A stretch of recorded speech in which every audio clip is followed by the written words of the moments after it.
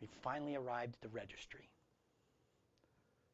We're going to discuss what the registry is and some really key critical registry settings that help us establish a timeline of activity of a particular adversary. We're going to dig down into that and talk about time zone information, the shares that are exposed, removable storage that we can gather evidence about, wireless, all the mounted devices, auto start locations.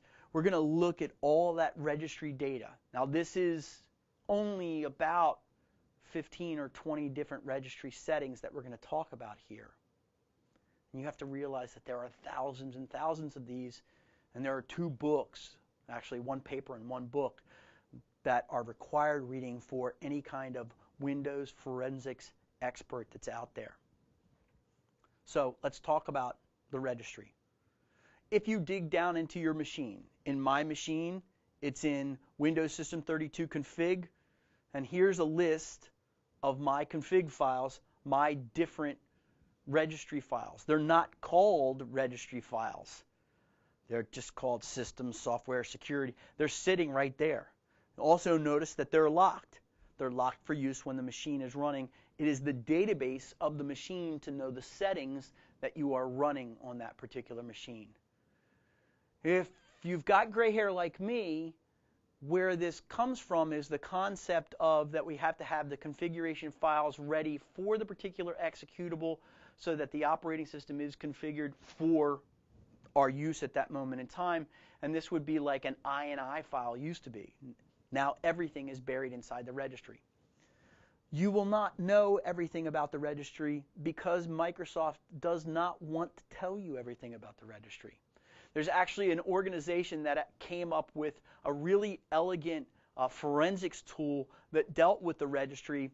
It's listed in the Wiki Forensics, and what you'll see is that Microsoft bought that particular organization and has not released the tool. I believe the reason for that, and nobody knows this for sure, so this is a Dean guess, but I believe the reason for that was these guys got really good at what they were doing, and they figured it out very, very quickly. And Microsoft said, well, we can't really expose that, so we're going to put that away. And that means they're hiding stuff from you. And I understand why, because they don't want to expose the entire operating system, maybe even revealing some of their source code. So we have to do a little bit of guessing, but there is a large mountain of data out there that will help us to understand most of the registry. Now, normally what you do as an end user in order to look at the registry is you use regedit or regedit 32. Systems administrators are quite familiar with this. You can use all sorts of graphical user interface registry tools out there, but these really aren't good enough for you. There are plugins to the major vendors out there for their tools, but then there are also things like RegRipper that actually are a separate utility along with some scripting language that goes along with it that are sufficient for the task. So the registry is structured within a particular Hive file, and each file has a specific set of registry settings. Some of them are dynamic, some of them are fixed and non-volatile. It all depends on the particular file. When you're actually looking at the registry and you dig down into it, you'll see the key cell, which is the key that we're paying attention to. You're going to see lots and lots of keys. And then next to the key cell is actually going to be, on the right-hand side, is going to actually be the data value for that particular key. Some keys have sub-keys inside. Some keys have some sub-keys, S-U-B. And those sub-keys have a value for each one of them. You have to dig down in and see whether it exposes it or not. There is also a security descriptor cell that says who has permissions for this particular registry setting. Some things as a user you can go in and look at, but you can't change because you don't have the permission to. You need to have a full administrator account. Now the registry can be thought of as a log file of all the activity on the machine.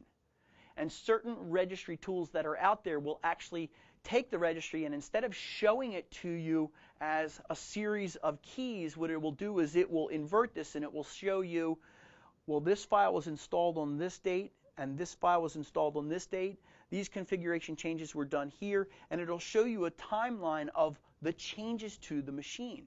So instead of showing it to you in registry key values and sorting by that, it actually sorts by time of change on any one of those keys, including deleted. Now, this is a different kind of time. Remember, we talked about we have to get the real time from the machine itself, the system time as compared to the real external clock. Well, within the registry, it produces this time in a different way. It's a 64-bit file time object. And this is last modified time of a file, but in this case, it's last modified time of an individual registry setting or sub-key. This is going to give you a time frame reference of how the machine has been updated, what kind of user activities have been going on. Some user activities generate more information, some not at all. You want to maintain those timestamps. You want to look at those timestamps because that gives you a clue as to what other activities were going on at that date. If the registry says QuickBooks was installed today and the individual data file that is on that machine is its original creation date was previous to this day, either the data file has been stomped or it came from another machine. If it came from another machine, investigatively, where is that machine? And maybe we can get that one to give us more, richer evidence. You could also find out inside the registry that they upgraded their machine, and that would be another event inside of the registry file to go, okay, there is no other machine. You've got to think your way through this and sleuth it out as your investigator. One of the key tools that we care about here and later on is what's called the restore point. Now, notice when I've put this on the screen, and please forgive me for the small print here, but the registry keys don't really look very elegant. They're kind of tough to lay out on a slide here. But when you see it, it says H key underscore and then LM. I shortened up local machine. And sometimes some authors will say HKLM, and they'll get it down to those 4 letters. So look at the different authors. They just kind of shorten this up because it gets repetitive. In this case, this is Software Microsoft Windows NT Current Version System Restore. This is the restore point, or one of the restore points. This is a key, and the sub-keys below it are going to be in these particular folders. You're going to have system volume information, -restore, and then you're going to get a GUID. That's a globally unique identifier, and then the particular restore point. So you can see that they've said, hey, I want to make sure that when I install this data, when I install this new executable here, that if it's a failure, I want to roll back to a previous good state. Don't confuse this with last known good, but this is part of the last known good process. Go back to that previous install.